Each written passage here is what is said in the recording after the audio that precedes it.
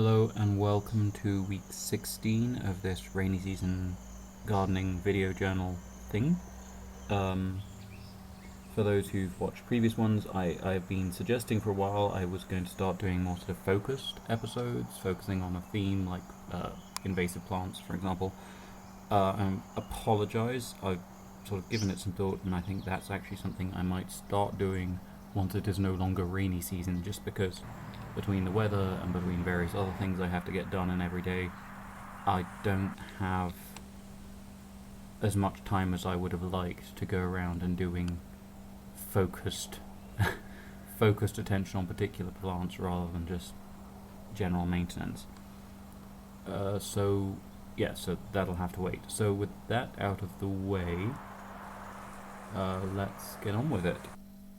So the first thing this week was I mentioned trying to have a small area of sort of order in a little walled garden quite close to the house, and one of the things with order is it does take work. So the grass has all come up again in here. So we're trimming that back, and there are a lot of grasses I wouldn't really like here, and I could in theory weed them up, but this is where one of the little comments on invasive species comes in. A lot of invaders are that they are selected species, which is to say they breed faster and they colonize open soils very readily. So as soon as you pull something up, as soon as you create an open space in the soil, you're more or less inviting the seeds of things like blackjacks, things like Mexican daisies to set. So if you can cut things back instead, which will gradually favour the lower growing, sort of more lawn friendly plants, whether they're grasses or some of the small legumes, because until herbicide companies needed someone to sell their herbicides to other than big farms, it was, perfectly acceptable to have legumes in your lawn. So basically by just cutting back gradually, I will favour more of the sort of lawn friendly species. There is actually a patch just on the other side of the palm tree, which this is not filmed well to show, which has been, it didn't really need cutting back at all, because the sort of density of the low growing grass there had excluded a lot of the higher growing plant. So it will happen, provided I remember to keep this watered through the dry season and I cut it a few more times, hopefully slightly more regularly than in this instance. Part of the reason I realised I did need to cut it was because you can see a small brown pot in the background, which is an aloe, which I'd been thinking about planting into the succulent wall there along the vegetable bed, herb bed, but it was so lost in the grass that I actually stood on it and would not have seen it until my foot found it. So I realised that yes, it was definitely time to get some trimming done. I also bought a couple of strawberry plants from the local nursery. We used to have a lot of strawberries. They do quite well in our soil, although I will note that what you're seeing as soil here is not really soil. A little bit of rubble has fallen into it from the wall as the level has gone down. This was filled up entirely with palm fronds, branches and leaves, mostly bamboo leaves, but also rakings from various other areas of leaves, which have broken down since 2020, I guess, into this quite nice rich brown soil, where hopefully the strawberry will do quite well. I will cover it over with bamboo leaves as well, between it and the basil and the pineapple and the fern that you can see, the fennel that you can see. We used to have a lot, but unfortunately our guinea fowl and our chickens took care of most of them pretty well, and most places I've tried planting them, the guinea fowl and chickens also take care. There was one that I planted in this bed before, and it did get killed by a combination of chickens and neglect, but the chicken who used to like coming into this bed, who was significantly brighter, I would say, than most of the rest, has disappeared, which is a shame because she was a nice chicken, but at least hopefully it will mean I can plant things in here without them being destroyed for a little while. I also, apologies for the haystack in the way, by the way, but I also bought a third kiwi fruit because I planted two in this bed previously, and at the back to hopefully go up the wall there. I didn't know when I bought them, or I'd forgotten when I bought them, that kiwi fruit are male and female on separate plants. So you really need to make sure you have both males and females, and being unable to tell when they are young plants, it's best to have more rather than less, and 2 only gives me a 50% chance of having both, whereas this third one, which I planted but failed to film planting, should give us slightly better odds of having at least one of each.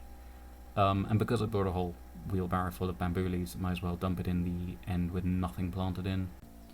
In areas that I haven't cut at all, such as the sand olive field, which you're seeing here, parts of the sand olive that I haven't cut, the grass is actually starting to flower, which is very pretty, but also means that the leaves are dying back, and you can see it's a very yellow, sort of dull colour, because as the plants are flowering, it's starting to senesce, which means it's starting to become flammable, but also if we had livestock, this would be the point where it becomes less palatable to a lot of them. Obviously you can store it like this and you can feed it to horses and cattle later, but a lot of them won't actively seek this out until there's no fresh growth. And so cutting it back does actually keep it greener and busier a lot longer. There's a general idea that burning it will force fresh growth, but really just removing the dead growth will very often trigger grasses to grow up green again. And if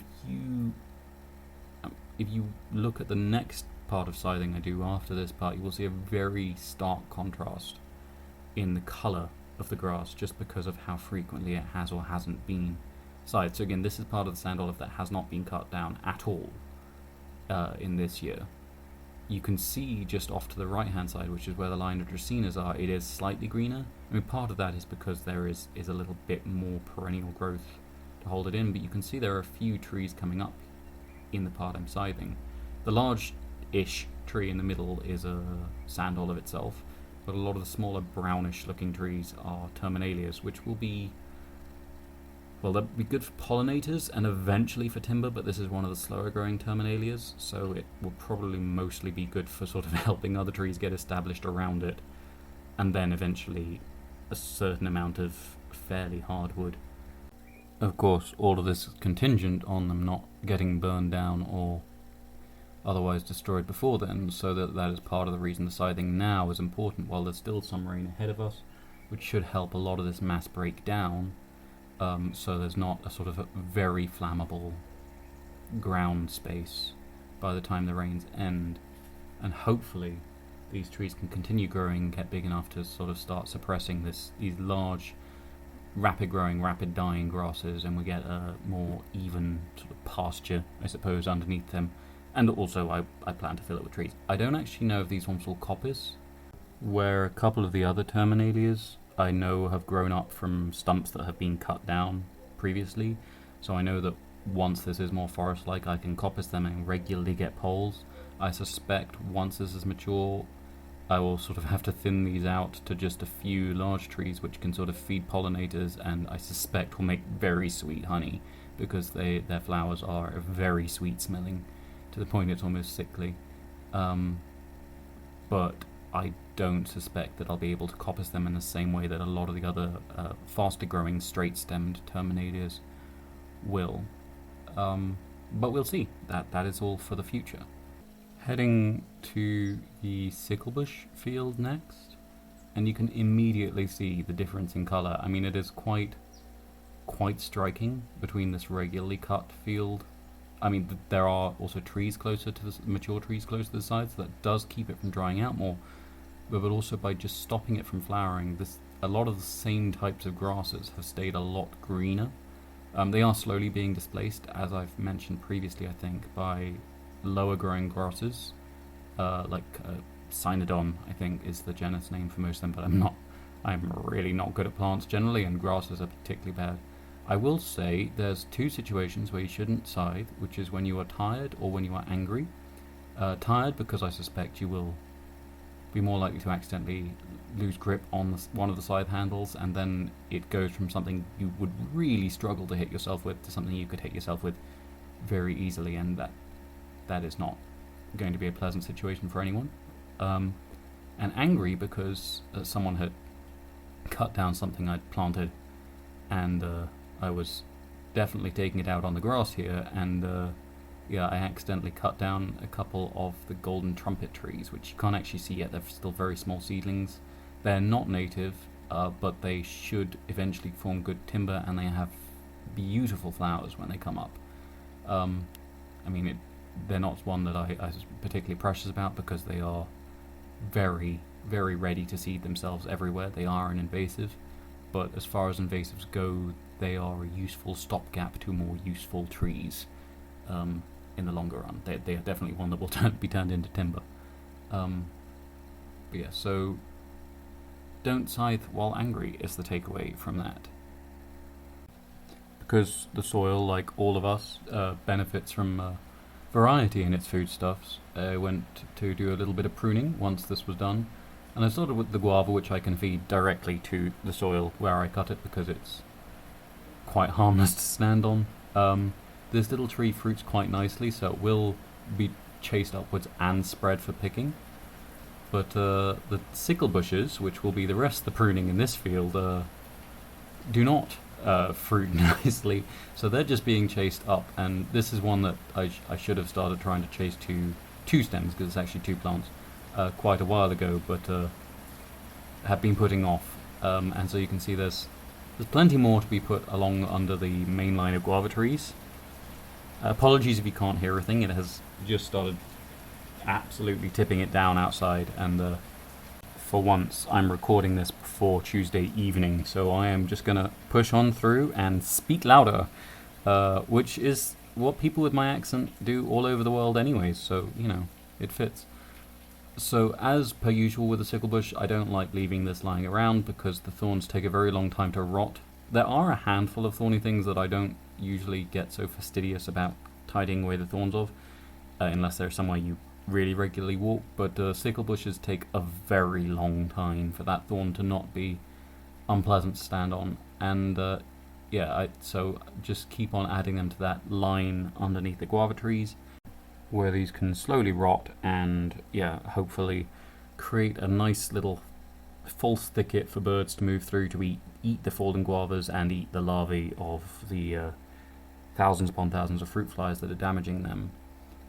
As much as, again, I will never stop complaining about the thorns of sickle bushes, I do feel it's worth pointing out again, these are nitrogen fixers, so every single time they drop their leaves, they are fertilizing the soil. Every piece I prune off and put under another plant or in a compost heap or somewhere I'm not going to step on it, as it breaks down, it's fertilizing the soil. It's leaving the soil a little bit more nitrogen rich than it was before. Now on sort of, I won't say traditional farm, but I'm gonna go with sort of standard Western agriculture farm. You would usually find that a lot of people will be doing this with chemical fertilizers, or occasionally with some sort of animal-based compost. So things like dung or urea or bone meal are popular ones for boosting different chemicals, but especially nitrogen in the soil. But the trouble with those is, first off, you have the massive carbon cost of producing chemical fertilizers using the Haber process, or the incredibly destructive way that things like guano are harvested to make fertilizer. I mean, obviously, if you have livestock, use the dung, don't just hide it away somewhere, scatter it. But a lot of those tend to release a lot of nitrogen all at once, and when you have that massive boost of nitrogen, a lot of plants will ignore other micronutrients they need to grow healthily and just grow fast and fruit fast, producing seeds, but the quality and nutrition of the food you get from those plants is then reduced. So by having a slow release plant-based nitrogen being added to the soil, so we end up with this plant-based nitrogen rich soil rather than like chicken dung or chemical fertilizer or urea or guano. Instead of that, we're having this slow release, which means that plants can be supported in their nitrogen needs, so they're not being stunted by its absence, but they shouldn't be sort of growing too fast and producing low nutrition food as a result. It's quite a big problem, generally speaking, around the world, where we focus on nitrogen, phosphor, and potassium fertilizers on a lot of farmland, which means that the plants get enough of those, they grow fast, and they produce food which, yes, it has those, it can be high protein, it can be high carbohydrate, so people are getting enough to eat, but they're actually not getting properly nourished because they are short of all the micronutrients, things like selenium, things that are rarer in the soil, things that are taken up more slowly, but we do need even in tiny amounts. And if the plants just give up on taking them up because they've gone into this different growth phase for mass production, you can end up overweight and undernourished, and it's quite a widespread problem in the world today. Anywho, I also bought some more tree things. This bay leaf, though, will get rather lost here. It's a wonderful, wonderful spice, but I do need a marker, so this aloe is going to serve that purpose for me. Now, this is quite inclined to get top heavy, so periodically there'll be a stem come down. Usually I try and keep the leaves on all the others except for this original one lower, so the tops don't get so heavy, and so hopefully they can sort of thicken out their trunks, because this isn't quite the right climate for them. I think that's why they tend to topple. So you can see I take most of the leaves off and just leave a little tulip when I'm planting, because as it settles in and it dehydrates, that top is going to lean even more than it already is before it straightens out and strengthens up. So if it's too heavy, it's just going to break off and plop down onto the bay leaf that I plant below it. It is particularly important to have it here because there's only a gap here because people keep walking through my succulents here. There is a path, and this is not it. So I'm hoping this aloe, unlike some others that someone had cut down recently, is big enough that it is impossible to miss. And then, yeah, the little bay leaf will go in just around the base there. And once they're big enough that their stems start getting too close, it shouldn't be too hard to cut the top off the aloe and propagate it elsewhere, keep it small, and just keep propagating it until the root here dies and the bay leaf is all that's left. But for now, giving it a bit of mulch and giving that aloe will give it a bit more shelter, stop it from drying out or suffering too harsh sunlight. And they are more Mediterranean we are, so a little bit of extra TLC won't hurt it. You may hear that the rain has rejoined us. We went through the eye of the storm for a bit there, so it slackened off, but it is back. So the reason that I am brutalizing a little bit of my thicket here, well, brutalizing my thicket, I'm getting rid of jacarandas and some of the commelina, and I'm also going to be sickling back a little bit of that sedge there, is to plant a soursop, which is a type of tree that I've been wanting to plant for a while. This is basically it's a giant custard apple that grows in Central America. It is more sour than most custard apples, and I do tend to like my fruit a little bit on the tart side, and the blandness of custard apples, although I like the subtleties of their flavour, I always think a little bit more tartness would be nice. And where most fruits you can get them a little bit more tart by having them a little bit underripe, just the sheer toxicity of custard apple trees makes me uncomfortable eating them when they are underripe. I don't know whether they have the same toxins in the underripe fruit as they do in the rest of the plant, but I would not want to find out in the positive sense. So instead, yeah, I will go with the slightly more sour Central American one to add to the garden. I do like custard apples generally, because although I'm always told they want full sun, every fruit tree I'm always told wants full sun. All the other types of custard apple I've planted seem to be growing fine, and the older ones are fruiting fine in quite deep shade. They stay small, which means you can have them as a nice sub-canopy tree, where you can have larger trees, like, for example, you could have avocados, you could have mangoes up above them, and if you keep those prunes so at least some light is getting through to these, so they're getting, rather than dense solid shade, they're getting dappled shade, then you've got 2 layers of fruit tree, and neither of them is guava necessarily. Because guavas will also grow in the same situation, but guavas are we have enough for now. We certainly have enough for now.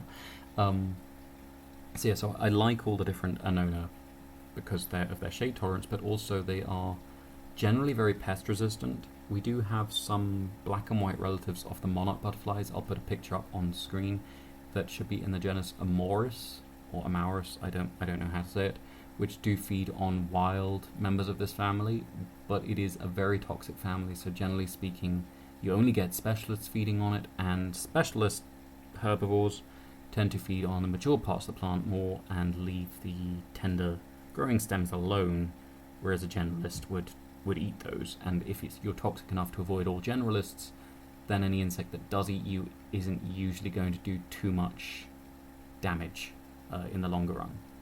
So yeah, a shade-tolerant subcanopy, which is also natural pesticides. It's win-win. So next up is kind of also, I suspect, a little bit of natural pesticide because it is in the Solanaceae.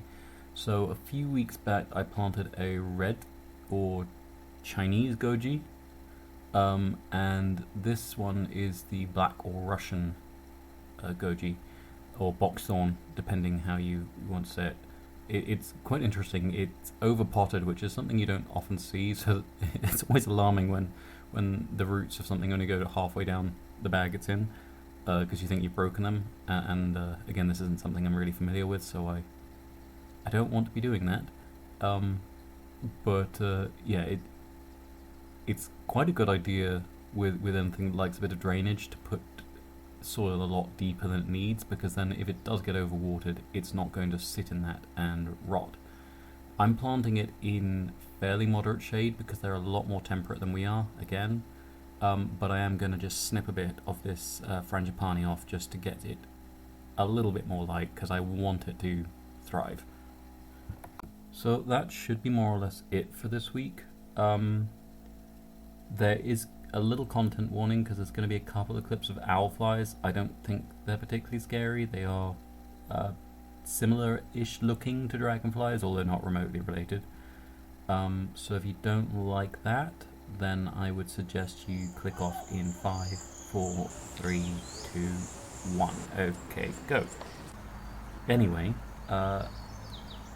with that, have a very good evening, and I will see you next Tuesday.